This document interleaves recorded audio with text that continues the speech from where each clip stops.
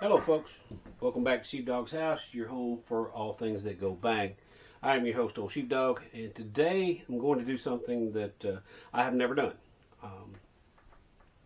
For many years I've been working leather, but I've never done a video about it. And today I'm going to do a series of videos. We're going to begin a series of videos while I do a build for a gun holster for a fella. And we're going to break it into parts. We're going to start with pattern forming, developing your pattern, coming up with a good pattern, designing that pattern, the materials that we're going to use for that. We're going to go into, selecting leather and which leather to use for different purposes. Another portion of it will be, the laying out on the leather and the cutting of the leather. Of course, we'll go into the sewing of the leather. We'll go into, the fitting and the boning and the finishing and all of those processes, the dyeing, the stamping, the artwork that's going to be involved with it. So just bear with me. I'm trying out a new camera, an Akaso V50 Pro. So far, I'm liking it. You see me looking back over here. What I'm looking at is my cell phone, because my cell phone allows me to see what you see, since the Akaso does not have a reversible screen on it. It's got a little LCD screen on the back, but I can't see it, so I use my cell phone to be able to see what you see and get an idea of what you're looking at.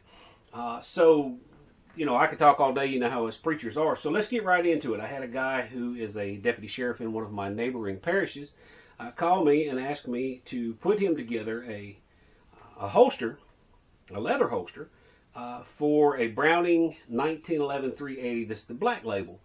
Really cool little gun. These green guns are really good. If you haven't done anything with these holster molding green guns, I really like them. The manufacturer goes to a lot of detail. You may or may not can see. I mean, he's all of the nooks, the crannies, the lines, the rib, everything, the stippling on the handles, everything is gone into very great detail to produce this, so that it will be very precise for the holster making process, which for Kydex holsters, it's really important.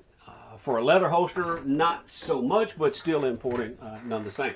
So let's get right into it. Some of the materials that we're going to use for developing a pattern. First of all, I've got half of a manila folder. I like manila folders. I use a ton of manila folders for my patterns. I like them. They're a little thicker, they're a little tougher, they last a little longer. So what we're going to do, we're going to lay this pattern out. We're going to design it and develop it and go from there. So bear with me for a moment. I'm going to get the camera over here closer so that you can look down and maybe see what it is that I'm doing, and we'll go from there. Stay tuned for part 2.